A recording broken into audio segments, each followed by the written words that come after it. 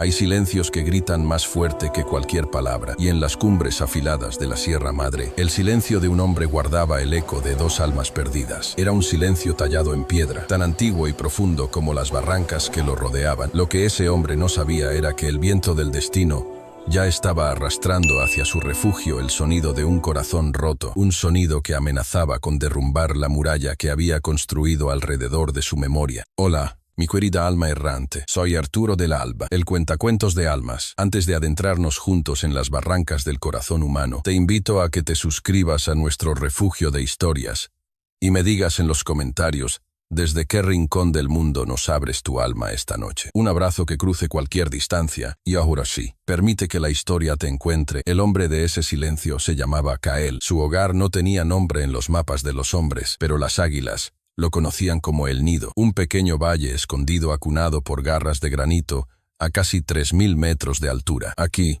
el aire era tan puro que dolía en los pulmones, y el tiempo no se medía en horas, sino en el lento peregrinar de las sombras sobre las paredes del cañón. Kael se movía a través de este paisaje no como un dueño, sino como una parte más de él. Otra roca, otro pino retorcido por el viento. Su ascendencia rarámuri corría en sus venas, dándole una resistencia que desafiaba la lógica y unos pies ligeros que apenas dejaban huella sobre la tierra. Sobrevivía, pero no vivía. El vacío existencial era su compañero más fiel, un frío que ni el sol más inclemente de la sierra podía calentar. Su rutina era un ritual inmutable, una letanía de acciones para mantener a raya los fantasmas. Al amanecer, cuando la niebla aún dormía en el fondo del valle, Kael ya estaba en movimiento. Rastreaba no por deporte, sino por necesidad, y cada vez que se veía forzado a tomar una vida, ya fuera la de un venado o un conejo, cerraba los ojos y ofrecía un respeto silencioso, una disculpa al espíritu de la montaña por la sangre derramada. Sus manos, cubiertas de pequeñas cicatrices y endurecidas por el trabajo, eran capaces de una delicadeza asombrosa. Podían leer una historia en una rama quebrada, encontrar hierbas medicinales bajo un manto de hojas secas o, en la quietud de la tarde, convertir un trozo de madera de cedro en un receptáculo para el dolor. Esta era la parte más sagrada de su día. Sentado a la entrada de su cabaña de adobe y piedra, con la inmensidad de la sierra extendiéndose bajo sus pies, Kael Talaba no creaba animales ni paisajes, tallaba recuerdos. De un trozo de madera surgía lentamente el rostro de una mujer, Ania, con una sonrisa que él recordaba más cálida que cualquier fuego. Cada curva de su mejilla, cada hebra de su pelo, era un acto de devoción y de tortura. A su lado, en una repisa de piedra, ya descansaba la figura de una niña de no más de 6 años. Itzel, con los ojos muy abiertos y curiosos. Las dos figuras eran perfectas, tan llenas de vida que el silencio de la cabaña parecía gritar su ausencia. Cuando terminaba de repasar sus rasgos con la punta del cuchillo, como si fuera una caricia, las colocaba juntas sobre la repisa, al lado de 2 piedras lisas de río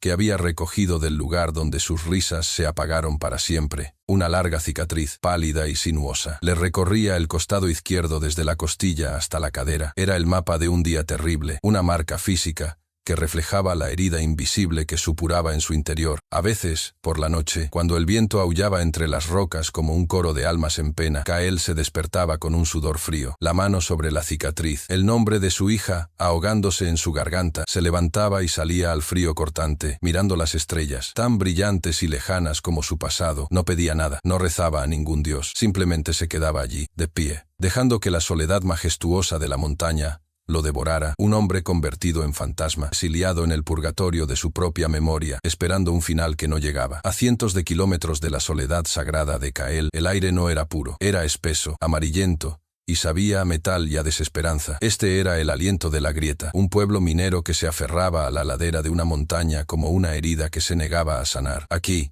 el sol no besaba la tierra, la castigaba, y el polvo fino de la mina lo cubría todo con un sudario perpetuo. Las casas de adobe agrietadas, los pulmones de sus habitantes, y los sueños que habían llegado allí para morir. En este reino de polvo y silencio temeroso, una mujer llamada Lía luchaba por mantener encendida una pequeña llama de esperanza en el corazón de su hijo de 7 años, Mateo. Su amor era el único color en un mundo teñido de gris, un refugio tejido con abrazos furtivos y susurros de un futuro mejor que ni ella misma estaba segura de creer. Pero la esperanza en la grieta era un lujo que pocos podían permitirse, y el dueño de la deuda de todos era un hombre llamado Silas Vargas. No era simplemente el dueño de la mina, Era el dueño del pueblo, un cacique moderno cuya tiranía no se imponía con gritos, sino con una calma glacial que helaba la sangre. Su poder residía en su conocimiento íntimo de la desesperación ajena. Sabía exactamente qué tornillo apretar en el alma de cada habitante para mantenerlos dóciles y productivos. Aquel día, el tornillo que había elegido apretar era el corazón de Leah. Su esposo, David, había muerto 2 semanas antes, sepultado en un lamentable accidente en la Galería 7, un accidente que ocurrió convenientemente cuando su deuda con la tienda de raya de Silas había alcanzado una cifra impagable. La justicia, como el aire puro, era otro bien escaso en la grieta. Y así, esa tarde, cuando el sol caía como plomo fundido, los dos capataces de Silas, hombres con rostros tan duros como la roca que extraían, arrastraron a Leah hasta el centro de la plaza. No la golpearon, no la insultaron, simplemente la tomaron de los brazos con una firmeza que no admitía réplica, y la colocaron frente a la oficina de Silas, donde él esperaba en el porche, meciéndose lentamente en una silla de roble, puliendo una manzana roja y brillante con un pañuelo de seda. Los mineros que salían de su turno, sus rostros cubiertos por una máscara de hollín y agotamiento, se detuvieron. Las mujeres que colgaban la ropa se asomaron desde sus patios. Nadie dijo nada. El silencio era el primer tributo que se le pagaba a Silas Vargas. Leah se mantuvo erguida, con la barbilla en alto. Aunque su interior era un nudo de terror, Mateo se aferraba a su falda, a sus pequeños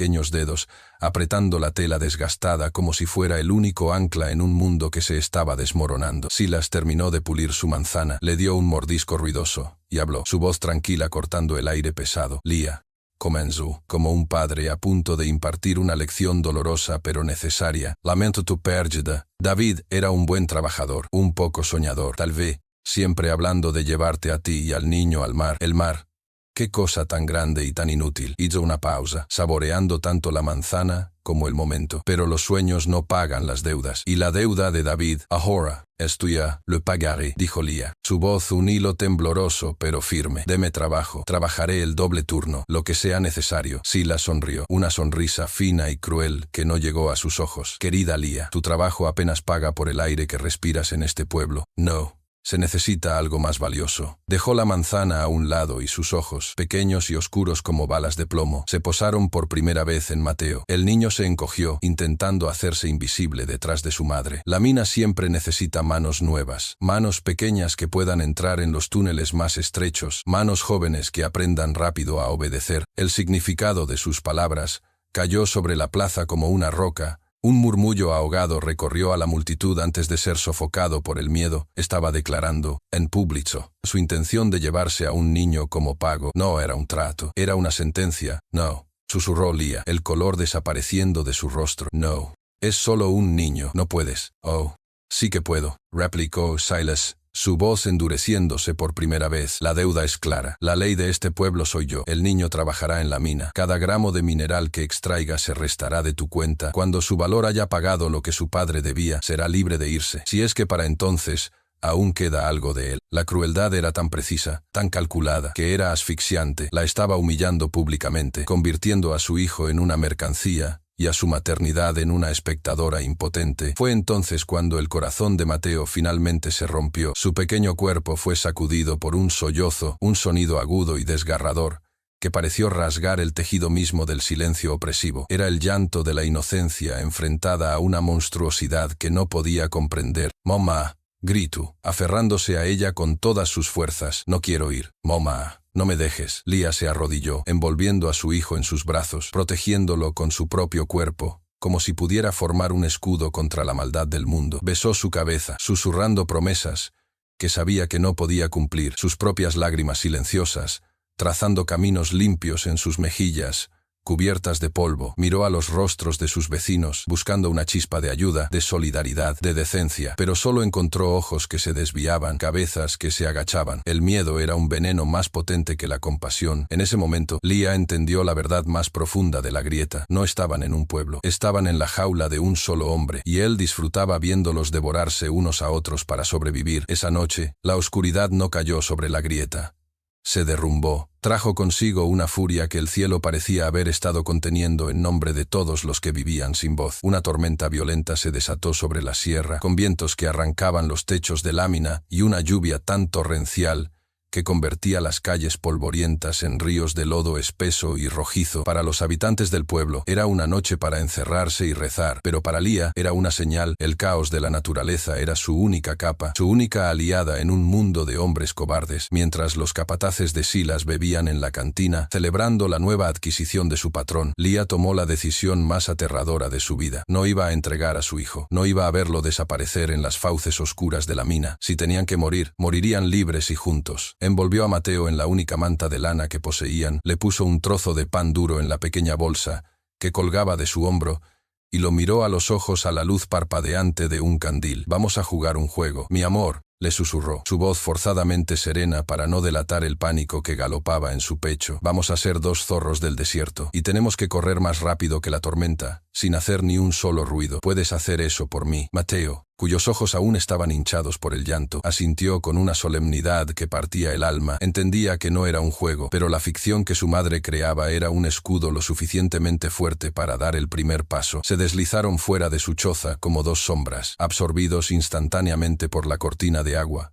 y la noche sin estrellas. Su destino era incierto. Su única dirección era hacia arriba, hacia las montañas escarpadas y salvajes que se alzaban como colmillos negros contra el cielo lívido, hacia el territorio de las bestias y las leyendas, el único lugar donde los hombres de Silas no se atreverían a seguirlos de inmediato. Mientras tanto, en lo alto de la sierra, Kael sentía la tormenta en sus huesos. No era solo la humedad o el descenso de la temperatura, era la energía salvaje, el pulso primario de la montaña desatada. Un gran puma, un macho solitario como él, había estado merodeando cerca de su valle en los últimos días, su presencia una alteración en el delicado equilibrio de su exilio. La tormenta lo volvería impredecible. Audaz, con una determinación tranquila, Kael se cubrió con un poncho de lana gruesa, tomó su linterna de aceite y se adentró en la noche. No buscaba matar al felino, sino guiarlo lejos, reafirmar las fronteras invisibles de su territorio con el lenguaje silencioso de la presencia y el respeto. Seguía las enormes huellas del animal, casi borradas por la lluvia, moviéndose con una gracia fantasmal entre los árboles azotados por el viento. La huida de Lía era un acto de pura voluntad contra los elementos. El sendero era una trampa de rocas resbaladizas y lodo hambriento que tiraba de sus pies. El viento le robaba el aliento, y la lluvia helada la empapaba hasta los huesos, pero seguía adelante, protegiendo a Mateo con su cuerpo, susurrándole palabras de aliento que la tormenta se tragaba. Fue en un tramo especialmente traicionero, al cruzar una pequeña cascada que se había convertido en un torrente furioso, donde la tragedia golpeó. El pie de Mateo resbaló en una piedra cubierta de musgo. Lía intentó sujetarlo, pero el peso y la fuerza del agua fueron demasiado. El niño cayó por una pequeña ladera, un grito ahogado perdido en el estruendo. No fue una caída larga, pero su pierna quedó atrapada en un ángulo terrible entre dos rocas en el fondo del arroyo. El dolor fue tan agudo que Mateo perdió el conocimiento por un instante. Lía se lanzó tras él, frenética, y lo que vio le heló la sangre más que la propia tormenta. Su hijo, pálido e inmóvil, con la pierna claramente herida y el agua subiendo peligrosamente a su alrededor. Fue en ese preciso momento que el rastro del puma llevó a Kael a la orilla de ese mismo arroyo. Lo que vio lo detuvo en seco. Su instinto de guerrero, siempre alerta, analizó la escena. No, era una trampa. Eran dos almas a punto de ser reclamadas por la montaña. Su primer pensamiento, forjado en años de aislamiento, fue un frío y afilado mandato. No te involucres. Los problemas del mundo de abajo ya no eran suyos. Había aprendido de la peor manera que la compasión era una puerta abierta al dolor. Estaba a punto de retroceder, de fundirse de nuevo con las sombras y dejar que la naturaleza siguiera su curso cruel, cuando la mujer levantó el rostro hacia el cielo y dejó escapar un grito. No era un grito de miedo, era un aullido de pura desesperación, de un alma que se desgarra, el sonido de una madre viendo cómo la vida de su cachorro se extinguía ante sus ojos. Ese sonido atravesó a Kael como una flecha de obsidiana, derribó el muro de apatía que con tanto esmero había construido. El grito era idéntico al que él mismo había ahogado la noche del incendio. La luz de su linterna barrió la escena y se detuvo en el rostro del niño, tan pálido y vulnerable, y en ese instante no vio a un extraño, vio a Itzel, vio a su propia hija en la fría garra de la muerte. Un torbellino lo consumió, un huracán de recuerdos y dolor, el rostro de Anya, el calor de la mano de su hija en la suya, el olor a pino quemado. Todo lo que había enterrado resurgió con una violencia brutal. La duda se evaporó, ya no era una elección. Su compasión, esa parte de él que creía muerta y enterrada junto a su familia, despertó con un rugido. Sin un segundo más de vacilación, Kael comenzó a descender por la ladera rocosa, su figura sólida y decidida recortada contra el caos de la tormenta. Los caminos de un hombre que huía de su pasado y de una mujer que corría hacia un futuro incierto se habían cruzado en el corazón de la tempestad, y en ese encuentro, el destino de 3 almas solitarias acababa de ser reescrito para siempre. El tiempo pareció fracturarse en el instante en que Kael llegó a su lado. Para Lía, que se sentía paralizada por el terror y el rugido de la tormenta, la aparición de este hombre fue como ver a una montaña cobrar vida. No hizo preguntas, no ofreció palabras de consuelo que la lluvia se habría robado de todos modos. Simplemente actuó, dejó su linterna de aceite en una roca alta, su llama parpadeante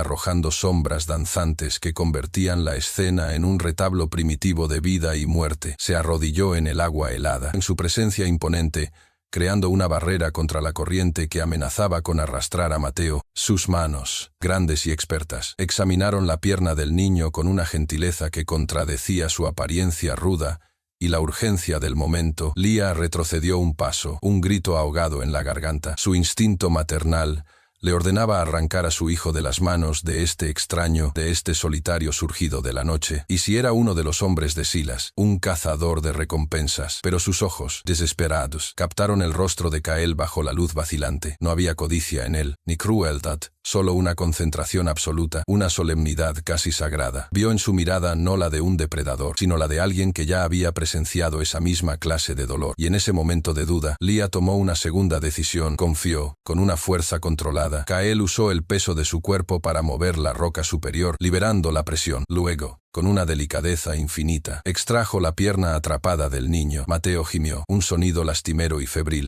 Sin dudar, Kael rasgó una larga tira de su propio poncho de lana, la prenda que lo protegía del frío, y junto con 2 ramas robustas que partió con sus manos, improvisó una férula firme y segura para inmovilizar la fractura. Cada movimiento era económico, preciso, el de un hombre que había aprendido a sanar las heridas del mundo salvaje. Levantó al niño del agua y lo envolvió en lo que quedaba de su poncho, un capullo de calor y seguridad. Al alzar a Mateo en sus brazos, el cuerpo de Kael se tensó por una fracción de segundo. El peso familiar de un niño inconsciente, la forma en que su cabeza se apoyaba contra su pecho, fue una descarga eléctrica de memoria. Por un instante, bajo el velo de la lluvia, no era Mateo quien sentía, sino a Itzel. El recuerdo lo golpeó con la fuerza de un rayo, amenazando con paralizarlo, pero apretó la mandíbula, convirtiendo el dolor en combustible, y la dureza volvió a sus ojos. Este niño viviría, no permitiría que la montaña se llevara a otro. Se giró hacia Lía y, por primera vez, sus miradas se encontraron verdaderamente. No dijo nada, pero sus ojos oscuros comunicaron un mandato simple e irrefutable: sígueme. Y así comenzó el viaje del rescate. Fue un ascenso a través del infierno. Kael se movía como una criatura de la sierra, un espíritu de la roca y el pino. Con Mateo firmemente sujeto contra su pecho, navegaba por el terreno traicionero,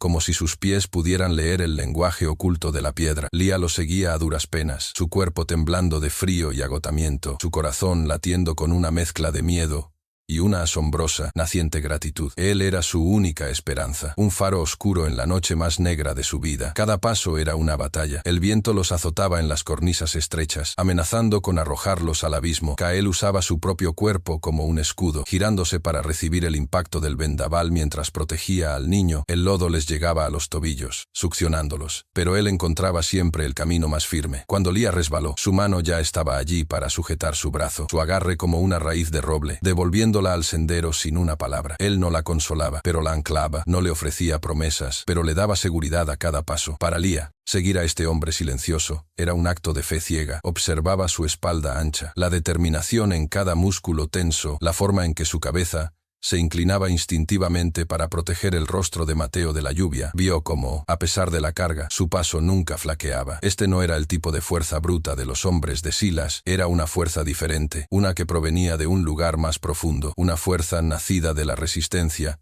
y quizás, se atrevió a pensar, del amor. Y mientras subían cada vez más alto, adentrándose en el corazón de la tormenta y de la sierra, el miedo que Lía sentía por él comenzó a disolverse, reemplazado por una confianza tan abrumadora y extraña como la propia tormenta. Estaba poniendo su vida y la de su hijo en manos de un fantasma, un guardián sin nombre, y sentía, por primera vez, que no estaba sola en su lucha. Tras lo que pareció una eternidad, a través de la cortina de lluvia, Kael se detuvo, señaló hacia adelante. Oli. Encaramada en un saliente protegido por riscos colosales, Lía apenas pudo distinguir la silueta de una pequeña cabaña, un contorno oscuro y sólido contra el caos. Un tenue resplandor anaranjado se filtraba por una diminuta ventana, una promesa de calor, de refugio, de vida. Habían llegado. La puerta de la cabaña no rechinó. Se abrió con un sonido sordo y pesado, como la entrada a una cueva. Kael los hizo pasar primero, y luego la cerró, sellando el mundo exterior. El rugido de la tormenta se atenuó instantáneamente, convirtiéndose en un murmullo lejano, el eco de una pesadilla que acababan de dejar atrás. El contraste fue tan brutal que a Lía le cortó la respiración. Afuera, el caos helado.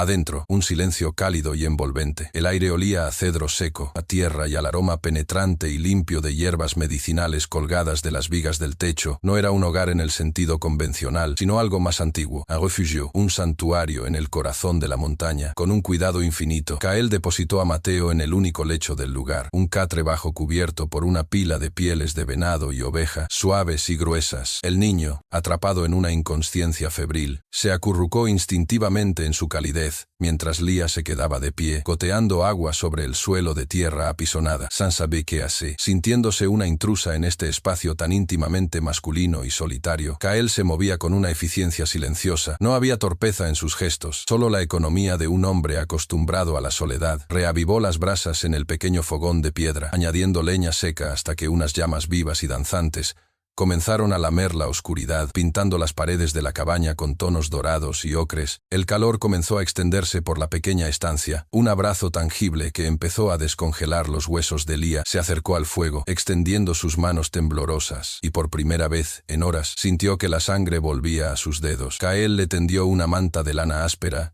y seca sin mirarla directamente. Ella la tomó, murmurando un gracias que fue poco más que un susurro. Mientras se envolvía en ella, observó cómo él trabajaba. Colgó una pequeña olla de hierro sobre el fuego y vertió agua de un cántaro de barro, añadiendo un puñado de hierbas secas cuyo aroma llenó el aire de inmediato. Luego, se volvió hacia Mateo. Lía contuvo el aliento, su instinto protector surgiendo de nuevo, pero lo que vio la desarmó por completo. Kael no era el guerrero de la tormenta, sino un sanador. Con la delicadeza de quien cuida un pájaro herido, retiró la férula improvisada y húmeda, limpió la herida de la pierna de Mateo con un paño humedecido en agua tibia, sus dedos examinando el hinchazón con una pericia que hablaba de una profunda experiencia. Lía vio entonces las pequeñas cicatrices que cubrían las manos de Kael, no solo las de un luchador, sino las de alguien que había pasado su vida trabajando con la tierra, con la madera, con las heridas. De una pequeña caja de madera sacó un ungüento oscuro y de olor fuerte, que aplicó sobre la piel amoratada del niño,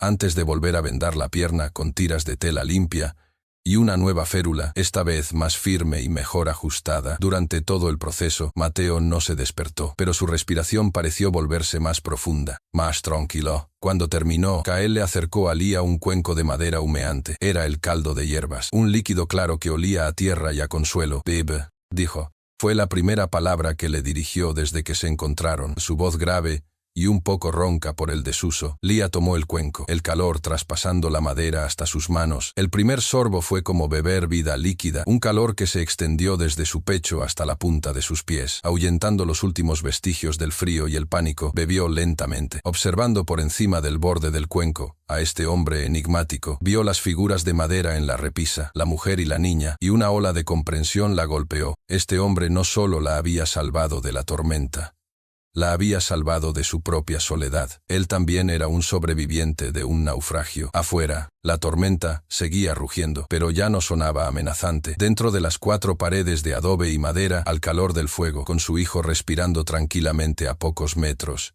y un guardián silencioso velando por ellos, Lía sintió una sensación que había creído perdida para siempre. Seguridad. Las lágrimas acudieron a sus ojos, pero esta vez no eran de miedo ni de desesperación. Eran lágrimas de puro y abrumador alivio. Se acurrucó más en la manta, cerca del fuego, y cerró los ojos, escuchando el crepitar de la leña y la respiración acompasada de su hijo. Por primera vez, desde que David había muerto, desde que el mundo se había convertido en un lugar de monstruos, Lía no se sintió como una víctima que huía, se sintió a salvo, y en ese pequeño nido de águila, suspendido entre el cielo y la tierra, en medio de la noche más oscura, brotó el primer y más frágil destello de esperanza. La tormenta se retiró al amanecer del segundo día, dejando atrás un mundo lavado y reluciente, como si la montaña hubiera llorado toda la noche y ahora respirara en paz. El aire en el nido del águila era cristalino y el sol dibujaba largas sombras a través del valle. Dentro de la cabaña, una quietud diferente se había instalado. Mateo había despertado. Su fiebre había comenzado a ceder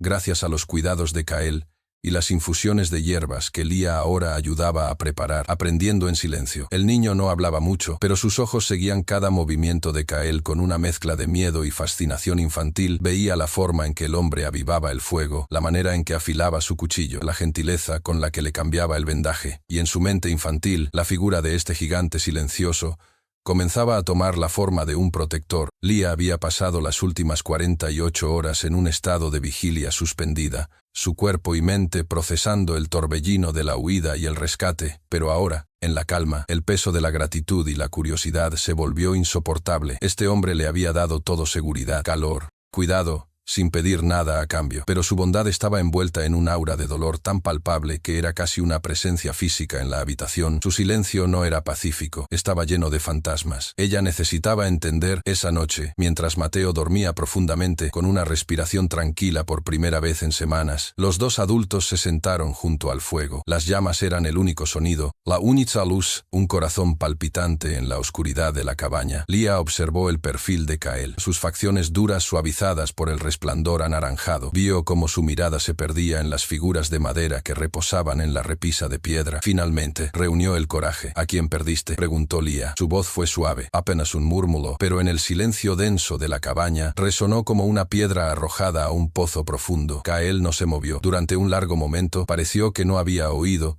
o que había decidido ignorarla. El fuego crepitó, lanzando una lluvia de chispas. Lía sintió que había cruzado una línea, que había profanado un dolor sagrado, y estaba a punto de disculparse cuando él finalmente habló. Su voz, un eco grave y resonante, a la luz y a la estrella, dijo, sin apartar la vista de las tallas. Lía esperó, entendiendo que las palabras, para este hombre, eran piedras preciosas que extraía de una mina muy profunda. Mi esposa, Anya. En mi lengua, su nombre significaba luz de luna, iluminaba todo lo que tocaba. Una pausa, y mi haya itzel, estrella fugaz. Era todo lo que ardía con fuerza en este mundo. Lía sintió que se le contraía el corazón. Antes de que pudiera responder, Kael pareció sentir la necesidad de anclar su propio dolor en el de ella. Tú también, afirmó, no como pregunta. El niño y tú huyen de algo más que una deuda. Asintiendo lentamente, Lía comenzó a desentrañar su propia historia. Le habló de David, su esposo, un hombre bueno cuyo único defecto era creer en las promesas de los hombres poderosos. Le describió su sueño recurrente de llevarlos al mar, de lavar el polvo de la mina de sus vidas para siempre, y le habló de Silas Vargas, de su crueldad calculada, del accidente en la mina que sonaba tan parecido a una ejecución y de la sentencia pública en la plaza, la humillación de ver a su hijo convertido en una simple mercancía. Mientras hablaba, el dolor de Lía se transformó en una rabia fría y afilada. Kael la escuchó con una inmovilidad absoluta, su rostro una máscara de piedra, pero sus ojos, oscuros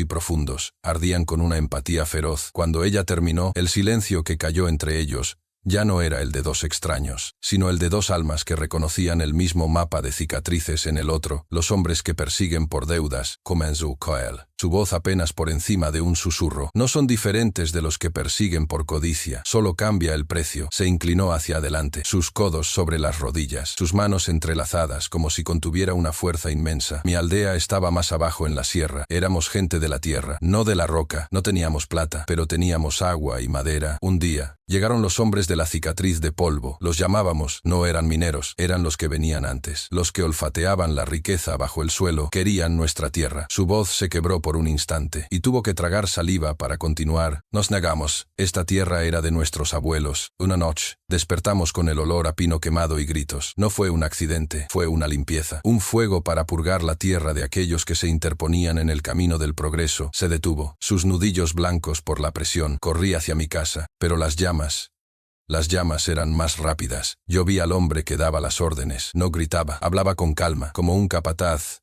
dirigiendo a su cuadrilla. Mientras nuestro mundo ardía, tenía los ojos de un depredador, fríos y vacíos, y llevaba un anillo de plata con una V grabada. Lía sintió un escalofrío recorrerle la espalda, un frío que no tenía nada que ver con la noche de la montaña. Una V, repitió, su voz temblando. Un hombre corpulento, con un bigote cuidado y una forma de sonreír que no llega a sus ojos. Kael levantó la vista lentamente, y en sus ojos Lía vio la confirmación antes de que pronunciara las palabras. «Lo conoces, Silas Vargas», susurró él, y el nombre del cacique quedó suspendido en el aire entre ellos. Un veneno, una maldición. El hombre que le había arrebatado a su esposo y había intentado robarle a su hijo era el mismo que había masacrado a la familia de Cael. No era una coincidencia, era un patrón, una telaraña de crueldad que se extendía por toda la sierra, con Silas en el centro. El descubrimiento los dejó sin aliento. No eran dos náufragos que se habían encontrado por azar en medio del océano. Estaban encadenados al mismo ancla, arrastrados por la misma corriente oscura. El dolor de Cael ya no era solo suyo, y la lucha de Lía ya no era solo por su hijo. Sus pasados trágicos y sus presentes desesperados acababan de converger en un único y terrible punto. El fuego crepitó, sellando el pacto, no dicho. Ya no eran un protector y una refugiada, eran supervivientes, eran aliados, y en el corazón silencioso de la sierra, unidos por las cicatrices de un enemigo común, acababa de nacer el germen de una venganza y la promesa de una nueva familia. Las semanas que siguieron a su revelación compartida se fundieron en un ritmo tan natural como el de las estaciones en la sierra. El verano se rindió a los primeros soplos del otoño, pintando los álamos del valle con pinceladas de oro y escarlata. El miedo, aunque nunca olvidado, retrocedió a los bordes de su conciencia, convirtiéndose en un eco distante, en lugar de una amenaza inminente. En el santuario de El Nido del Águila, protegidos por murallas de piedra y un cielo inmenso, tres almas rotas comenzaron, sin darse cuenta, a reconstruirse mutuamente. El silencio en la cabaña cambió de naturaleza. Ya no era el pesado manto del dolor y la soledad, sino un lenguaje compartido, un espacio cómodo tejido con miradas de entendimiento y gestos de cuidado. Lía fue la primera en sembrar, literalmente, las semillas de su nueva vida. En un pequeño trozo de tierra fértil junto a la cabaña, protegido del viento por una pared de rocas, hizo un jardín. Con una determinación feroz, labró la tierra con herramientas improvisadas por Cael y plantó las pocas semillas de frijol, calabaza y chiles que había guardado instintivamente en los bolsillos de su delantal la noche de su huida. Aquel pequeño rectángulo de tierra verde se convirtió en su dominio, un acto de fe y desafío. Cada brote que surgía de la tierra era una victoria contra la esterilidad de la grieta, una promesa de que la vida, si se la cuida, puede florecer incluso en los lugares más inhosporosos. Cael la observaba a menudo desde la distancia, viendo cómo la mujer se arrodillaba para quitar las malas hierbas, cómo le hablaba a las plantas con susurros suaves. Vio en ella la misma fuerza indomable de la montaña, la capacidad de nutrir la vida en medio de la dureza de la piedra. Cael,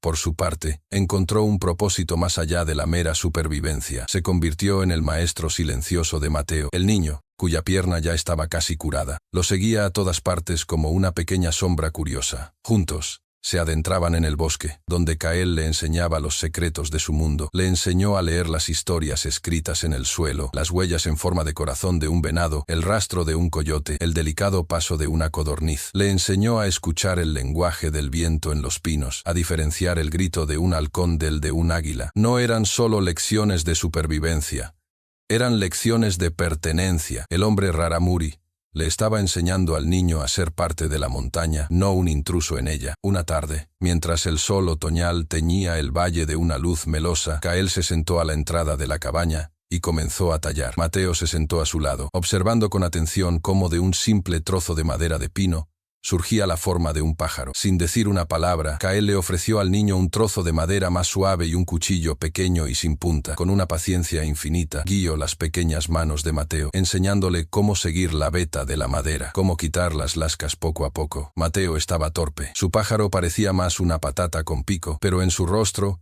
había una concentración y una alegría que Lía no había visto nunca. Era la alegría de crear, no de huir, la alegría de un niño aprendiendo el oficio de un padre, la verdadera transformación. Sin embargo, llegó en un momento inesperado. Mateo, practicando el sigilo que Cael le había enseñado, intentaba imitar el paso silencioso y deliberado del hombre. Se movía con una seriedad cómica, colocando cada pie con una concentración exagerada. Al pasar junto a una raíz expuesta, su pie se enredó y cayó de bruces sobre un lecho de musgo suave. No hubo llanto ni queja. Se dio la vuelta, con la cara manchada de tierra y una expresión de sorpresa. Miró a Cael, esperando quizás una reprimenda por su torpeza, pero en el rostro de Cael, por primera vez, vio algo increíble. Una sonrisa. No era grande, apenas un ligero estiramiento de los labios, pero le llegó a los ojos, encendiendo en ellos una chispa de calidez genuina. Al ver la sonrisa de su protector, algo se liberó dentro de Mateo. Una risa pura y cristalina brotó de su pecho, un sonido claro y brillante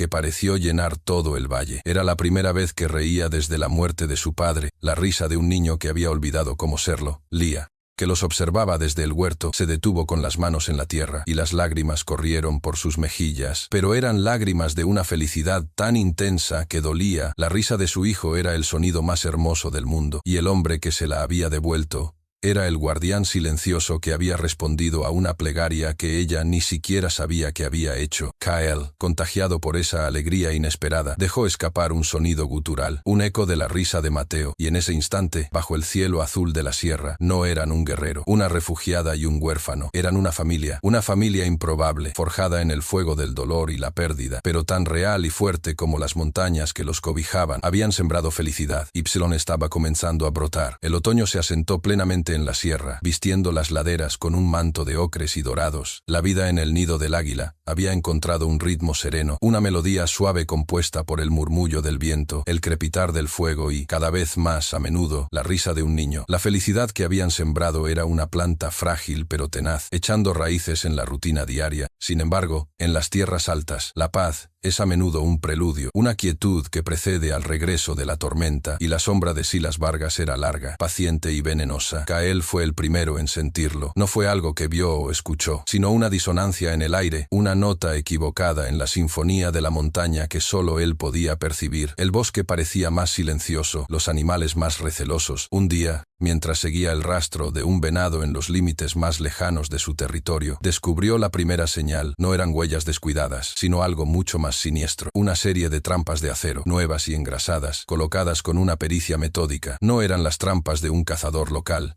Eran las herramientas de hombres que no buscaban sustento, sino que peinaban el terreno de forma sistemática, como una red que se cierra lentamente. Un frío que no era del viento otoñal se deslizó por su espalda. El mundo de abajo estaba subiendo. Desactivó las trampas con una rabia fría y silenciosa, borrando cualquier rastro de su presencia. Pero en lugar de regresar a la seguridad de la cabaña, su instinto lo empujó a seguir el perímetro de su valle. Se movía ahora no como un habitante, sino como un centinela, cada sentido alerta, leyendo el paisaje en busca de más anomalías, y entonces la encontró. En la cima del risco más alto que dominaba su valle, el lugar donde anidaba una pareja de águilas reales, que él consideraba las verdaderas guardianas del nido, yacía una de ellas, muerta. No había sido cazada para comer, había sido abatida con un solo disparo de rifle, sus majestuosas alas extendidas sobre la roca en una cruel parodia de su último vuelo. Kyle se arrodilló junto al ave magnífica. Su corazón, que en las últimas semanas había comenzado a descongelarse, se contrajo en un nudo de hielo. Esto no era un acto de caza, era un sacrilegio. Era un mensaje tan claro y brutal como si hubiera sido escrito con sangre en las paredes de su cabaña. Podemos llegar a cualquier lugar, podemos matar lo que más alto vuela, podemos matarte a ti. Era la firma de Silas Vargas, un acto de profanación diseñado para infundir terror y demostrar el alcance de su poder. Con una delicadeza reverente, Kyle arrancó una de las largas plumas del ala del águila. Cerca del cuerpo, semioculta bajo una piedra, encontró la prueba final, la colilla de un cigarrillo manufacturado, un objeto extraño y contaminante en ese mundo prístino. El olor a tabaco barato aún se aferraba al aire, un hedor del pasado, una peste de la grieta. El viaje de regreso a la cabaña fue diferente a cualquier otro. El sol que se filtraba a través de los árboles ya no parecía cálido, y el susurro del viento ya no sonaba como una canción, sino como una advertencia. El santuario había sido violado, la paz se había hecho añicos. Cuando Lía lo vio aparecer en el umbral, supo que algo terrible había sucedido. La serenidad que Kyle había comenzado a irradiar había desaparecido, reemplazada por la vieja máscara de piedra del guerrero, pero esta vez sus ojos no estaban vacíos.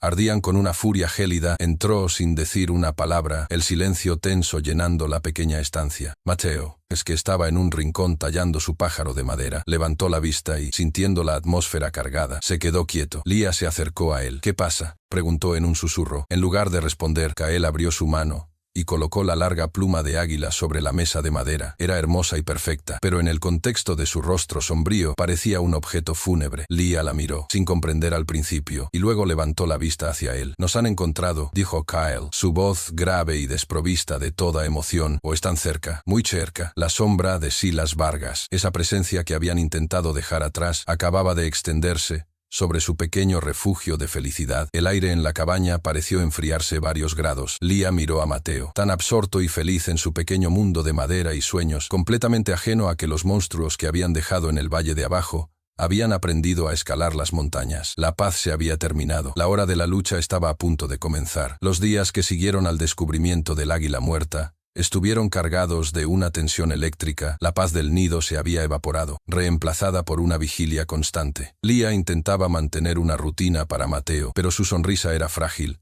y sus ojos se desviaban constantemente hacia la entrada del valle. El niño, sensible a la ansiedad de su madre, había dejado de reír con la misma libertad. Su mundo de juegos ahora ensombrecido por un peligro que no entendía. Kyle, por su parte, se había transformado. El hombre que había comenzado a sonreír y a compartir historias se había replegado de nuevo en el guerrero silencioso. Pasaba la mayor parte del tiempo fuera, patrullando el perímetro de su territorio, tanto sus sentidos aguzados hasta el límite, convirtiéndose en los ojos y oídos de la montaña. No tuvo que esperar mucho. Una mañana, el viento le trajo un olor ajeno y discordante, el humo de tabaco barato, y el sudor nervioso de hombres que no pertenecían a ese lugar. Eran dos. Avanzaban con torpeza por el bosque, sus voces resonando en la quietud, sus botas pesadas aplastando la maleza sin cuidado. Kyle los observó desde un saliente rocoso, oculto, a plena vista, tan inmóvil como el liquen que crecía en la piedra. Reconoció a uno de ellos, Remigio, un capataz de la mina con fama de bravucón. El otro era más joven, un matón llamado Javier, que se movía con una mezcla de arrogancia y miedo. No eran rastreadores, eran perros de presa enviados por Silas. Te digo que no hay nada aquí arriba, Remigio, se quejaba el más joven. Javier, un indio renegado y una mujerzuela, se habrán muerto de frío, o se los habrá comido un oso. Silas dijo que las huellas llegaban hasta estas barrancas, respondió Remigio, escupiendo al suelo, y paga bien por encontrarlos. Quiero ese dinero. Además, la mujer no estaba nada mal. Una rabia fría y pura se encendió en el pecho de Kyle. No era una furia caliente e impulsiva, sino el frío preciso de un depredador. Estos hombres no solo eran una amenaza, eran una profanación. Con la pluma del águila muerta metida en su cinturón, un recordatorio sombrío, Kyle se deslizó de la roca y desapareció entre los árboles. Ahora, él era el cazador. Lo siguió durante una hora, un fantasma a sus espaldas. Aprendió su ritmo, su exceso de confianza, su falta de atención. Esperó hasta que llegaron a un desfiladero estrecho, un cuello de botella natural, flanqueado por paredes de roca escarpada. Era el lugar perfecto. Desde lo alto, Kyle hizo rodar una sola roca de gran tamaño. No apuntó a ellos, sino a un saliente precario sobre sus cabezas. La roca impactó, provocando un pequeño pero estruendoso derrumbe de piedras y tierra que los separó, llenando el aire de polvo y confusión. ¿Qué demonios ha sido eso?, gritó Javier, aislado y aterrorizado. Antes de que Remigio pudiera responder, Kyle ya estaba en movimiento. Se deslizó por la pared del cañón como una sombra, aterrizando detrás de Javier sin hacer un solo ruido. El matón se giró, con los ojos desorbitados por el pánico, y lo único que vio fue una figura oscura que emergía del polvo. Intentó levantar su rifle, pero una mano de hierro le sujetó la muñeca, torciéndola con una fuerza irresistible hasta que el arma cayó al suelo. Un golpe seco y preciso en la base del cuello, y Javier se desplomó, inconsciente. Remigio, al otro lado de la pila de escombros, escuchó el ruido sordo. Javier, gritó, la voz teñida de pánico. Sacó su pistola y comenzó a avanzar torpemente sobre las rocas sueltas. Sal de donde estés, cobarde. De repente, una voz grave y resonante pareció venir de todas partes, y de ninguna a la vez, pero un susurro que se mezclaba con el eco de las rocas. Tú no perteneces a este lugar. Remigio se detuvo en seco, girando en círculos, con el arma temblando en su mano. Muéstrate. Kyle apareció frente a él, en medio del sendero, como si se hubiera materializado desde el propio suelo. Estaba a menos de 10 metros, inmóvil, con los brazos a los costados, la pluma de águila en su cinturón, como una insignia de su autoridad. Su calma era más aterradora que cualquier grito de guerra. El bravucón de la mina sintió que una gota de sudor frío le recorría la sien. Apuntó con la pistola. No te muevas, indio. Kyle dio un paso lento hacia él. Remigio, con el dedo en el gatillo, retrocedió. Volvió a dar otro paso, y otro. Remigio, tropezando hacia atrás, sintió que su espalda chocaba contra la pared de roca. Estaba atrapado. El miedo lo paralizó. El hombre que tenía delante no parecía de carne y hueso. Parecía una encarnación de la propia montaña, antigua e implacable. Su coraje se desvaneció, reemplazado por un terror primario. En 2 rápidos movimientos, Kyle cerró la distancia. Desvió el cañón de la pistola hacia el cielo, en el momento en que Remigio disparaba inútilmente, y le arrebató el arma de la mano. Con un empujón, estampó al capataz contra la pared de roca, su antebrazo presionado contra la garganta del hombre. Escúchame bien, susurró Kyle. su aliento frío contra la cara del aterrorizado matón. Esta montaña tiene una memoria muy larga. No le pertenece a tu patrón. Cada roca, cada árbol, os observa. Dile a Silas Vargas que el guardián de este lugar conoce su nombre. Dile que esta mujer y este niño están bajo la protección de la sierra. Y dile que no envía a nadie más. O la próxima vez, la montaña los tragará para siempre. Suelto Aremi guió, que cayó al suelo, jadeando en busca de aire. Kael recogió el rifle y la pistola. Los miró. Luego miró al hombre que se arrastraba en el suelo. Volverás a tu pueblo desarmado y humillado. Es un viaje largo. Te dará tiempo para pensar. Kael regresó a la cabaña justo cuando el sol comenzaba a ponerse. Lía estaba en la puerta, con el rostro pálido por la ansiedad. Vio a Kael acercarse. Su paso firme, su cuerpo intacto. Entró en la cabaña y, sin decir una palabra, colocó el rifle y la pistola de los intrusos sobre la mesa de madera. El chasquido metálico de las armas fue la única explicación necesaria. Lía lo miró, y por primera vez vio al guerrero del que hablaban las leyendas, el protector implacable que se interponía entre su familia y la oscuridad. Su miedo no desapareció, pero se transformó. Ahora estaba anclado a una nueva certeza. No estaban solos, y su guardián no iba a caer. La primera batalla había sido ganada, pero ambos sabían, en el silencio tenso de la cabaña, que la guerra no había hecho más que empezar. La humillación era un sabor que Silas Vargas no toleraba. Cuando Remigio regresó a la grieta, solo, desarmado y balbuceando la historia de un fantasma en la montaña, Silas no estalló en cólera. Su furia era un veneno frío que se manifestaba en una quietud aterradora. Escuchó el relato del capataz en su oficina, con las manos entrelazadas sobre su escritorio de caoba pulida. No lo interrumpió, simplemente lo observó con sus ojos pequeños y muertos, dejando que el miedo del hombre llenara la habitación. Cuando Remigio terminó, Silas se levantó lentamente, caminó hacia la ventana que dominaba la plaza polvorienta, y habló más para sí mismo que para el hombre que temblaba a su espalda. Así que el guardián de la montaña musitó con un desprecio helado. Creen que se pueden esconder detrás de rocas y leyendas. Creen que pueden desafiar el orden que yo he construido. Shagiru. Y una sonrisa delgada y cruel se dibujó en su rostro. Este pueblo era un caos antes de que yo llegara. Hombre. Anarquía. Yo les di trabajo, les di un propósito, les di pan. A cambio, solo pido lealtad. Y esta mujer, este bastardo, este salvaje, han escupido en todo lo que he creado. Son una enfermedad. Remigio. Y la enfermedad no se negocia, se extirpa. La represalia de Silas no fue enviar más hombres a morir en la sierra. Eso era lo que el guardián esperaría. Su ataque fue mucho más sutil y 1000 veces más cruel. A la mañana siguiente, un cartel apareció clavado en la puerta de la tienda de Raya, la única fuente de provisiones del pueblo. La caligrafía era elegante, pero las palabras eran brutales. Por orden de la administración de la mina, y debido al robo y la traición perpetrados por la mujer Lía, y su complicidad con el fugitivo salvaje de las montañas, todo crédito queda suspendido. La tienda permanecerá cerrada hasta que los culpables sean entregados a la justicia de este pueblo. El hambre es el precio de la deslealtad. Que sirva de lección. Silas había convertido a sus víctimas en los verdugos. Había encadenado el destino del pueblo al de los fugitivos, transformando a Lía y a Kael en la causa directa del sufrimiento de todos. Había puesto a los lobos a vigilar a los lobos, sabiendo que la desesperación es el arma más eficaz. La noticia de este castigo colectivo viajó por los senderos secretos de la sierra en las piernas de un anciano ermitaño llamado Elías, un viejo amigo a quien Kael había ayudado en inviernos pasados. Elías llegó al nido del águila 2 días después, exhausto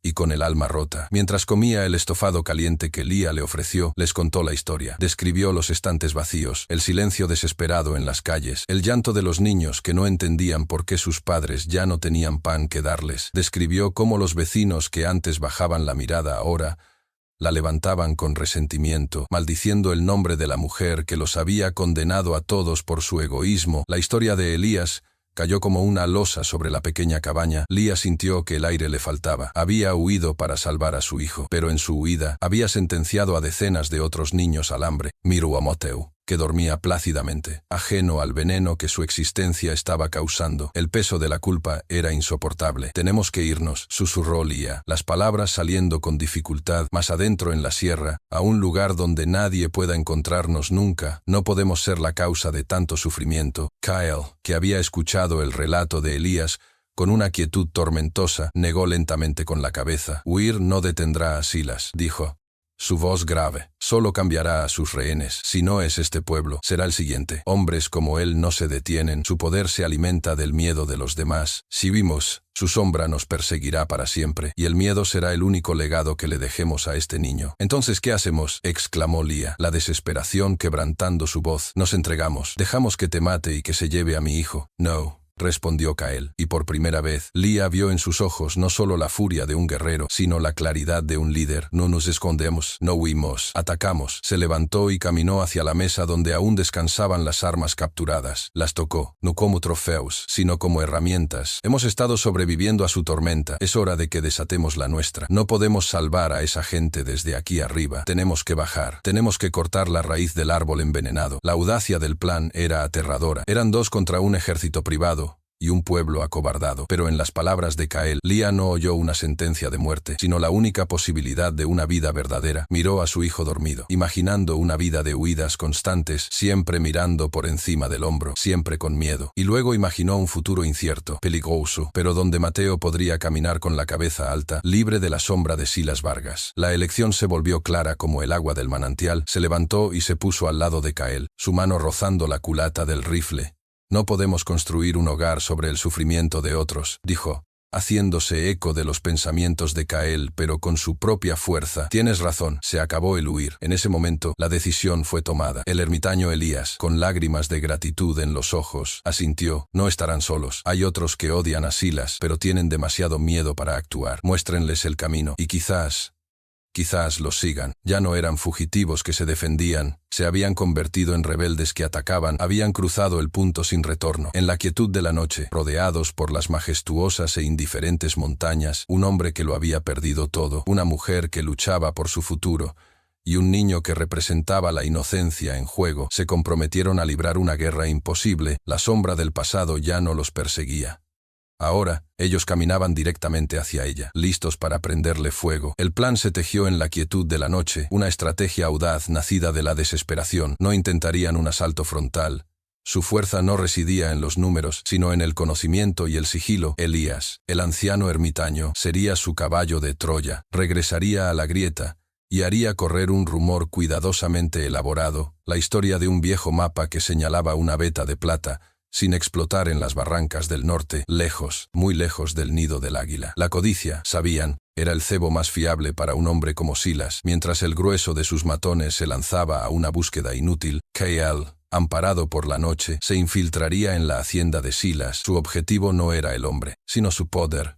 Los libros de contabilidad, los contratos fraudulentos, cualquier prueba que pudiera liberar al pueblo de su yugo. Lía y Mateo esperarían en una vieja cabaña de pastores abandonada a medio camino de la montaña, un punto de encuentro seguro. Elías partió al amanecer, con el rostro marcado por la determinación y el miedo. Lía observó cómo su figura encorvada desaparecía en el sendero, sintiendo una mezcla de esperanza y pavor. Pasaron 2 días en una tensión insoportable. Finalmente, en la tercera noche, una señal de humo, tal como habían acordado, se elevó desde las colinas más allá de la grieta. Era la confirmación de Elías. El cebo había funcionado. La mayoría de los hombres de Silas habían partido hacia el norte. La guarida del lobo estaba expuesta. Kael se preparó en silencio. No era el ritual metódico de un cazador, sino la preparación sombría de un guerrero que va a la batalla. Se ciñó el cuchillo a la espalda, revisó las ataduras de sus mocasines y se detuvo frente a Lía. En sus ojos no había miedo, solo una resolución de acero. Cuida al niño, dijo. Su voz un susurro grave. Colocó una mano sobre el hombro de ella, un gesto que transmitía más que 1000 palabras de consuelo. Volveré antes de que salga el sol. Y con eso, se fundió en la oscuridad. Moviéndose con la velocidad y el silencio de una pantera, Lía esperó en la cabaña abandonada, con Mateo durmiendo a su lado. Cada crujido de la madera, cada ulular de una lechuza, era un latigazo en sus nervios. Las horas se arrastraban, lentas y pesadas como la melaza. La luna alcanzó su cenit y comenzó su lento descenso, pero no hubo ninguna señal de Kael. El primer rayo pálido del amanecer comenzó a teñir el horizonte, y el corazón de Lía se convirtió en un nudo de hielo. El sol no debía salir antes de su regreso. Algo había salido terriblemente mal. Mientras tanto, en la oficina de Silas Vargas, Kael yacía en un charco de su propia sangre. El plan había sido una trampa. No había habido ninguna cacería de plata. La señal de humo había sido una farsa. Cuando Kael se deslizó por la ventana de la oficina, la encontró extrañamente silenciosa y vacía. Su instinto le gritó peligro. Una fracción de segundo demasiado tarde. Las luces se encendieron de golpe. revelando a Silas sentado tranquilamente detrás de su escritorio, y a una docena de sus mejores hombres emergiendo de las sombras, bloqueando todas las salidas. La lucha fue brutal y desesperada. Kael era un torbellino de furia y habilidad, usando un pesado pisapapeles de hierro y sus propias manos como armas. 2 hombres cayeron con los huesos rotos, un tercero con un grito ahogado mientras Kael usaba su cuerpo como escudo. Luchó con la ferocidad de un animal acorralado. La imagen de Lía y Mateo, dándole una fuerza sobrehumana, pero el espacio era reducido. No era su bosque, y los números eran abrumadores. Un golpe con la culata de un rifle en la parte posterior de la rodilla lo hizo tropezar, y fue todo lo que necesitaron. Cayeron sobre él como una jauría, y pronto quedó inmovilizado en el suelo, magullado, sangrando por una herida de cuchillo en el brazo, y con el sabor metálico de la derrota en la boca. Estaba herido, pero su orgullo lo estaba aún más. Silas se levantó, aplaudiendo lentamente. «Magnífico», dijo con una sonrisa de superioridad. «Realmente eres el guardián de la montaña, una bestia salvaje y hermosa, pero todas las bestias, por muy fuertes que sean, acaban en una jaula». Se agachó junto a Kael, su rostro a escasos centímetros. «¿De verdad creíste que era tan simple, que un viejo ermitaño miserable te guardaría lealtad a ti antes que a mí?» Silas rió, un sonido seco y sin alegría. «La lealtad tiene un precio, guardián. Y yo soy un hombre mucho más rico que tú. Elías tiene una nieta en el pueblo de al lado, una niña preciosa. Le hice una oferta muy sencilla, tu vida a cambio de la de ella. Adivina qué eligió». La revelación fue un golpe más devastador que cualquier puñetazo. La traición. El plan no solo había fracasado, sino que había sido orquestado,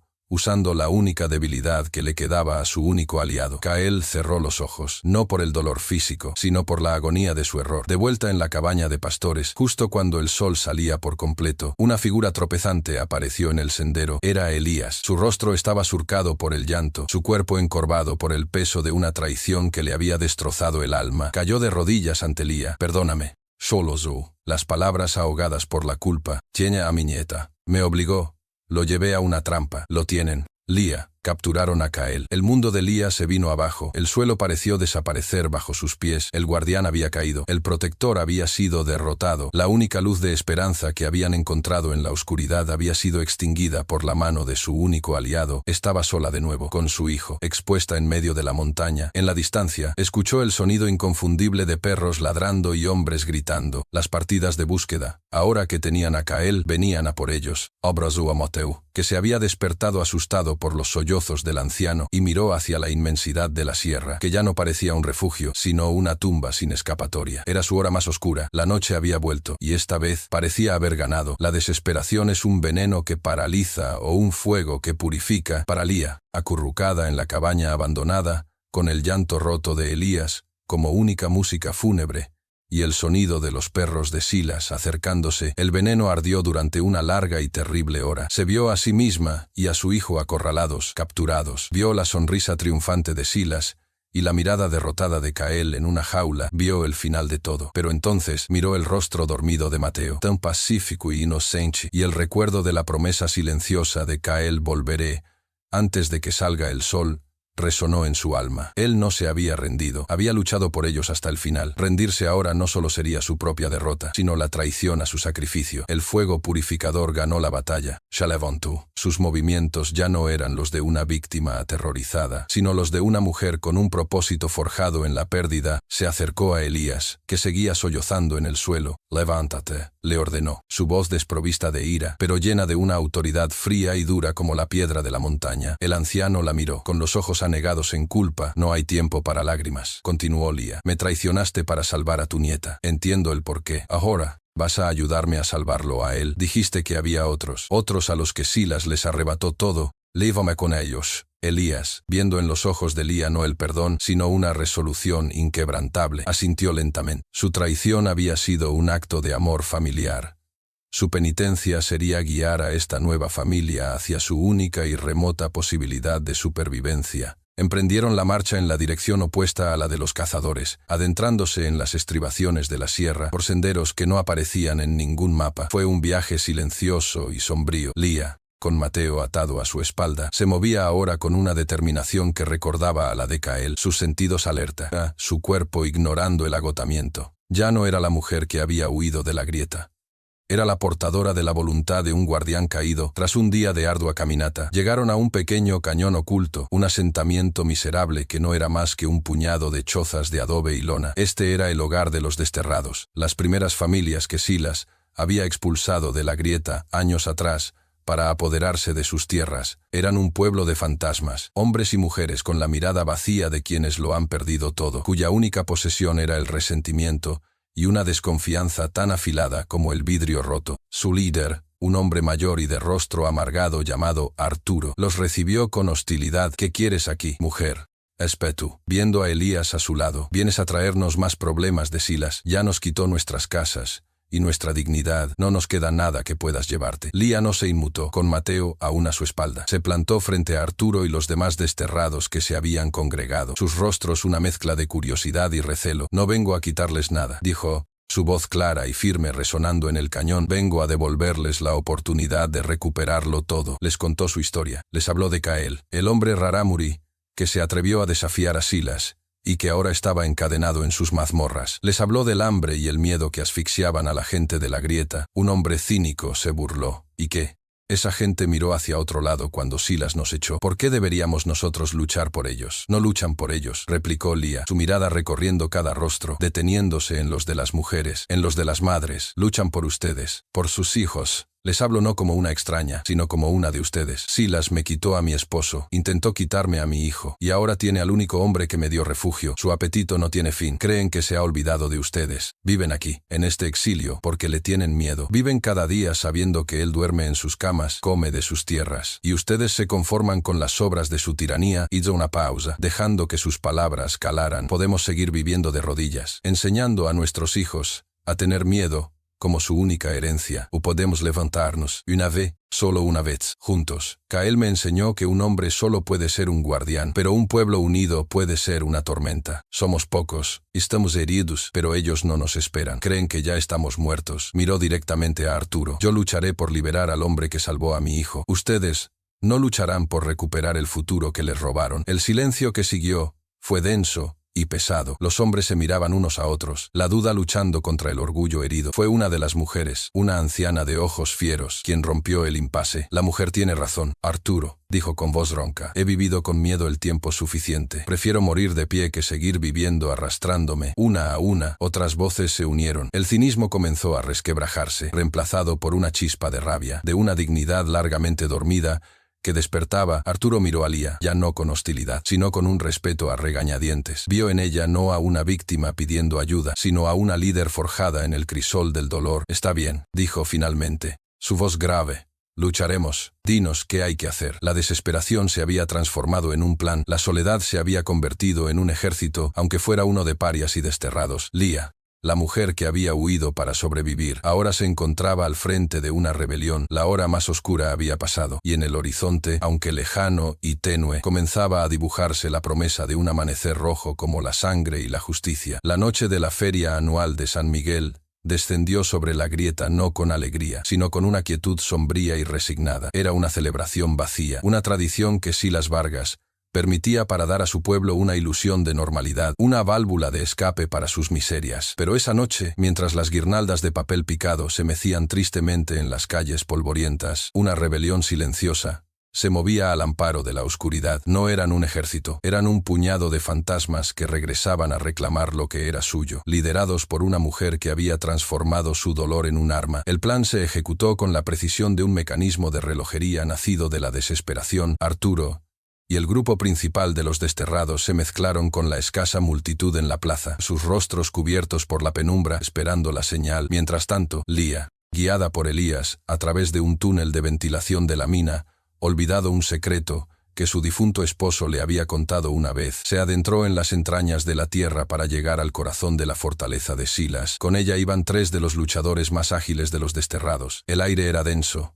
y olía a roca húmeda y a secretos antiguos. Para Lía, cada paso en la oscuridad era un acto de fe, un desafío a la memoria del hombre que había usado esa misma mina para oprimirla. Encontraron a Cael en una celda improvisada en el sótano de la hacienda, bajo la oficina de Silas. Estaba encadenado a la pared, con el rostro magullado y la camisa manchada de sangre seca de la herida en su brazo, estaba más delgado, pero cuando levantó la vista al oír el sonido de la cerradura forzada, sus ojos ardían con un fuego intacto cuando vio a Leah entrar, seguida por los otros. Una expresión de incredulidad y profundo respeto cruzó su rostro. No hubo tiempo para palabras, ella se arrodilló, y mientras los otros rompían las cadenas con una barra de hierro, sus dedos rozaron su mejilla. Fue un contacto fugaz, pero en él se transmitió todo: el miedo, la determinación y una promesa inquebrantable. «Vine por ti», susurró él.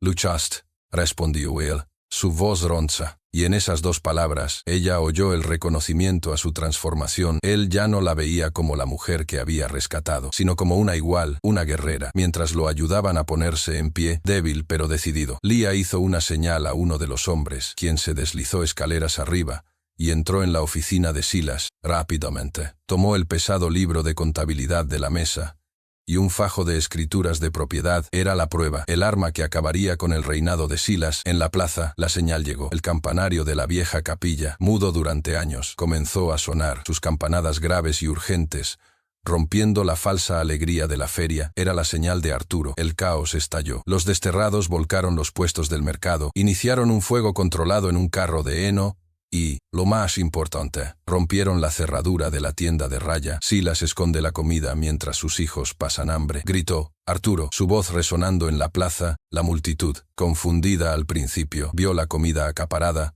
y un murmullo de rabia comenzó a extenderse. Silas, enfurecido por el desafío a su autoridad, salió al balcón de su hacienda, flanqueado por sus guardias personales. «Dispersaos, imbécil», rugió, «o mis hombres os abrirán la cabeza». Pero justo cuando sus guardias se preparaban para cargar contra la multitud, una voz clara y fuerte los detuvo. «Tu pueblo ya no te tiene miedo, Silas». Leah apareció desde un callejón, sosteniendo a un Cael herido pero erguido. La imagen fue un golpe devastador para la moral de los hombres de Silas, el fantasma de la montaña, el hombre que creían derrotado y enjaulado. Estaba allí, libre. La multitud se quedó en silencio, observando el drama que se desarrollaba. «Matadlos», gritó Silas, el rostro congestionado por la furia. Sus guardias cargaron. La batalla final comenzó. Cael, moviéndose con una economía de movimientos, dictada por su herida, se enfrentó a ellos. No era el torbellino de fuerza bruta de antes, sino algo más letal. Un depredador preciso que usaba la propia inercia de sus atacantes en su contra. Cada golpe que asestaba era para incapacitar, no para matar. Mientras él contenía a los guardias, creando un espacio vital, Leah corrió. No se escondió. Subió a la tarima usada para los anuncios del pueblo, el mismo lugar donde había sido humillada, y levantó el libro de contabilidad en alto. «Aquí está la verdad», gritó, su voz resonando con una fuerza que nunca supo que poseía. «Aquí está la prueba de cada hombre que Silas envió a una muerte segura en la mina. Aquí está el registro de cada pedazo de tierra que les robó con contratos falsos. Aquí está escrito el nombre de Ania y de Itzel, la familia del hombre que os protege, asesinadas por su orden». Y comenzó a leer: «Nombre,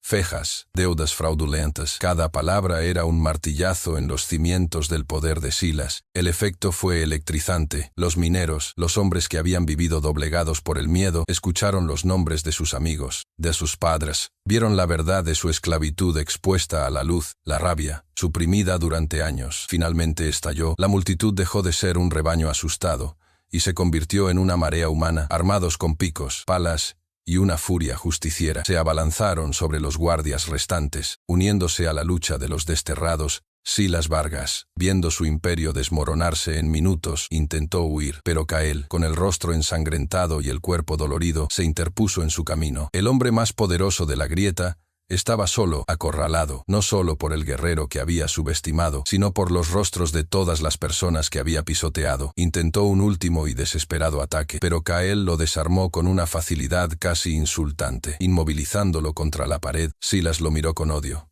«Mátame, salvaje. Acaba con esto». Cael lo miró fijamente, el cuchillo en su mano, la memoria de su familia ardiendo en sus ojos. Podía terminarlo todo allí mismo, pero entonces vio a Leah, de pie y firme en la tarima. Vio a Mateo, seguro en los brazos de Arturo, y vio a la gente del pueblo, ya no asustada, sino tomando el control de su propio destino. La justicia no era su venganza personal, era esto. «No», dijo Kyle, su voz baja pero llena de una autoridad final. Matarte sería un honor que no mereces. Tu reinado de polvo ha terminado. Ahora enfrentarás la justicia de la gente que humillaste. Bajó el cuchillo. Los mineros, con sus rostros endurecidos por el carbón y la tragedia, rodearon a Silas, su silencio más condenatorio que cualquier grito. La justicia había prevalecido, no por la mano de un solo héroe, sino por el coraje de una mujer que se negó a ser una víctima, y la voluntad de un pueblo que finalmente recordó cómo ponerse en pie. El amanecer que rompió sobre la grieta al día siguiente fue diferente a cualquier otro que sus habitantes pudieran recordar. El aire,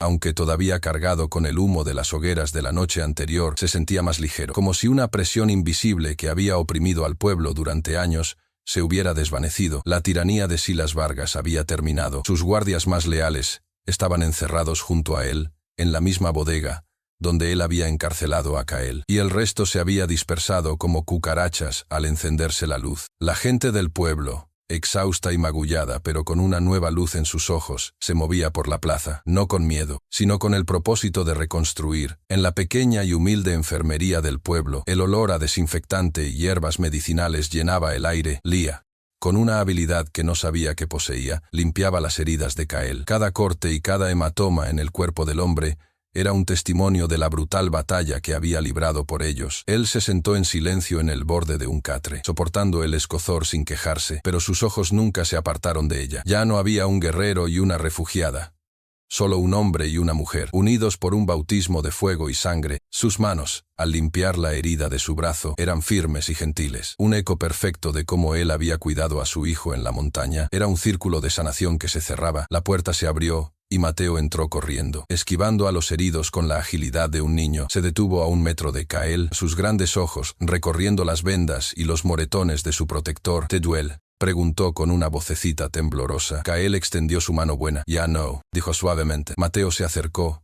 y lo abrazó con fuerza, hundiendo la cara en su costado, con cuidado de no tocar sus heridas. Kyle rodeó al niño con su brazo, una sensación de plenitud inundando su pecho. Rebuscó en el bolsillo de su pantalón y sacó la pequeña y tosca figura de pájaro que Mateo había tallado. Estaba un poco astillada por la pelea, pero intacta. Se la puso en la mano al niño. Un guardián nunca abandona sus tesoros, le dijo Kyle. Mateo miró la figura y luego a Kyle, y su sonrisa iluminó la habitación sombría. La pesadilla había terminado. Su héroe estaba a salvo. Más tarde, mientras Kyle descansaba, Arturo, el líder de los desterrados, se acercó a Lía en la plaza. El pueblo, dijo, estaba en deuda con ellos. Le ofrecieron a Kyle el puesto de líder, el nuevo guardián de la grieta. Le ofrecieron a ella la casa más grande, la de Silas, como compensación por todo su sufrimiento. Era una oferta generosa, una vida de respeto y seguridad que Lía nunca habría soñado. Pero mientras miraba las caras de la gente, vio no solo gratitud, sino también los fantasmas del pasado, los rostros de los que habían bajado la mirada cuando la humillaron, las paredes que habían sido testigos de su dolor y de la muerte de su esposo. Este lugar no era un hogar. Era un cementerio de recuerdos. Cuando Kyle se unió a ellos, más firme sobre sus pies, escuchó la oferta y la decisión del pueblo de entregar a Silas y sus hombres a las autoridades federales para que enfrentaran un juicio legal. Asintió, aprobando la elección de la justicia sobre la venganza, pero cuando le reiteraron la oferta de liderar, él negó con la cabeza. Yo no soy un líder de hombres, dijo con su calma habitual. Soy un guardián de la montaña, y este pueblo ahora debe aprender a cuidarse a sí mismo. Miró a Lía, y una conversación silenciosa pasó entre ellos. Ambos sabían la verdad. No pertenecían allí. Su decisión fue anunciada esa misma tarde. No se quedarían en la grieta, pero tampoco regresarían a la soledad del nido del águila. La familia que habían formado ya no era solo de 3.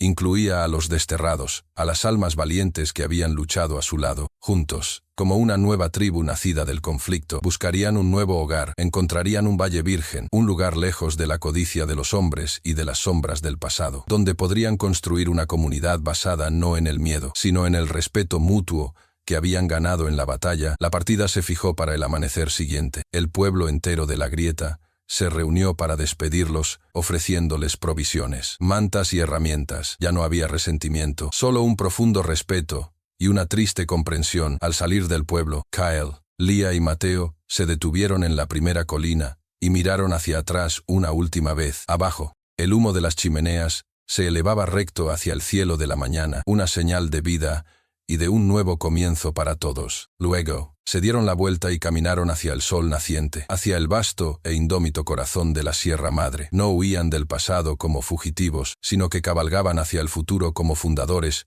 con el dolor de sus heridas menguando, y el proceso de sanación finalmente en marcha. Pasaron 3 años. En la Sierra Madre, el tiempo tiene su propia medida, marcada no por el tic-tac de los relojes, sino por el ciclo de las lluvias, el florecimiento de los cactus, y el lento pero inexorable trabajo de la erosión que suaviza las piedras más duras. En un valle fértil y resguardado, regado por un río de aguas cristalinas que descendía de las cumbres, había surgido un nuevo asentamiento. No tenía nombre oficial en ningún mapa, pero sus habitantes lo llamaban simplemente Valle de la Esperanza. Aquí, las casas de adobe no se apiñaban por miedo, sino que se distribuían en armonía con la tierra. El humo de sus chimeneas se elevaba como ofrendas de paz, y el sonido que definía el lugar no era el silencio opresivo de la grieta, sino una mezcla de risas de niños, el martilleo de la construcción y el murmullo constante del río. Los desterrados habían encontrado por fin un hogar. Arturo, cuyo rostro amargado se había suavizado con el tiempo, era ahora un abuelo respetado que contaba historias junto al fuego comunal. Las familias trabajaban juntas, compartiendo las cosechas de los campos que labraban en común, y la responsabilidad de vigilar los senderos. Habían construido una comunidad no sobre la ley de un solo hombre, sino sobre el principio simple y poderoso que habían aprendido en la batalla. Se cuidaban los unos a los otros. En el corazón de este renacer se encontraba la familia que lo había hecho posible. Kael ya no era el fantasma de la montaña, el ermitaño acosado por su pasado. El vacío en su mirada había sido reemplazado por una serenidad profunda, la de un hombre que ha encontrado su lugar en el mundo. Seguía siendo un hombre de pocas palabras, pero su silencio ahora era una fuente de calma y sabiduría para la comunidad. Era el maestro de los jóvenes, enseñándoles a rastrear y a cazar con respeto, y a entender el delicado equilibrio de la naturaleza. En la repisa de su nueva casa, más grande y luminosa, las figuras talladas de Anya e Itzel seguían ocupando un lugar de honor, pero ahora no estaban solas. A su lado había 3 figuras nuevas, talladas con el mismo amor: una mujer de espíritu indomable, un niño de ojos brillantes, y un hombre con cicatrices que había aprendido a sonreír de nuevo. Su pasado no había sido borrado, sino integrado en un presente lleno de vida. Lía se había convertido en el alma del valle. La fuerza que había descubierto en sí misma durante la hora más oscura había florecido, convirtiéndose en una fuente de sanación para todos. Era la curandera. Su jardín de hierbas ahora extenso y frondoso, y sus manos conocían los remedios para la fiebre, las heridas y, a veces, incluso para las penas del corazón. Era una líder. Su voz tranquila pero firme, escuchada con respeto en las asambleas del pueblo. La mujer que una vez había sido humillada y declarada sin valor, ahora era la matriarca de una tribu de supervivientes. Y Mateo, que ahora tenía 10 años, era la personificación de la esperanza del valle. El niño asustado y silencioso había desaparecido, y en su lugar había un muchacho fuerte, curioso y lleno de vida. Se movía por la sierra con la confianza que Kael le había enseñado, pero tenía la sonrisa cálida y el corazón compasivo de su madre. Era el hijo de la montaña y del valle, un puente entre 2 mundos, la prueba viviente de que de las cenizas del dolor podía nacer la flor más hermosa. Una tarde, mientras el sol se preparaba para derramar sus últimos colores sobre las cumbres, los 3 estaban sentados en el porche de la casa que habían construido juntos con sus propias manos. El aire olía a tierra húmeda y a pan recién horneado. Mateo estaba concentrado, dando los toques finales a una pequeña figura de un lobo que había estado tallando durante días. Finalmente, se la mostró a Kael. «Se parece a los que aúllan por la noche», dijo el niño con orgullo. Kael tomó la figura, sus grandes manos haciendo que pareciera aún más delicada. La examinó con seriedad y luego asintió, una rara pero genuina sonrisa iluminando su rostro. «Tiene el espíritu del bosque», dijo. Se quedaron en un silencio cómodo, viendo cómo el cielo pasaba del naranja al púrpura. Fue entonces cuando Mateo, con la curiosidad de un niño que intenta comprender el mapa de su propia vida, preguntó: «Kael, aquella noche, la de la tormenta, ¿cómo supiste dónde encontrarnos?» Todo estaba oscuro, y el río hacía mucho ruido. Kael se quedó mirando el horizonte, su mirada perdida en el recuerdo. Lía tomó la mano de su hijo, esperando también la respuesta. El hombre de la montaña podría haberle dado una explicación sobre huellas borradas por la lluvia, o sobre cómo el sonido viaja en los cañones, pero en lugar de eso, después de un largo momento, se giró para mirar al niño, sus ojos llenos de una verdad mucho más profunda. «Yo no seguí unas huellas, Mateo. dijo Kyle. Su voz grave y suave como el murmullo del río seguía el sonido de un alma que llamaba a la suya. Hay hilos que nos conectan, aunque no podamos verlos. La familia no se encuentra, se reconoce. Leah sintió que se le llenaban los ojos de lágrimas y apretó la mano de Kyle. Él la rodeó con su brazo y con el otro atrajo a Mateo, formando un círculo cerrado de amor y pertenencia. Ya no había preguntas sobre el precio de un niño o el valor de un alma. Habían encontrado la respuesta en el calor del abrazo del otro. No tenían un precio, porque eran invaluables. No eran propiedad de nadie, porque se pertenecían los unos a los otros. Y mientras el primer lucero de la noche comenzaba a brillar sobre el Valle de la Esperanza, el cuentacuentos de almas pudo cerrar su libro, sabiendo que la familia que había nacido en el corazón de la tormenta había encontrado finalmente su hogar, no en un lugar en el mapa, sino en la geografía sagrada del corazón.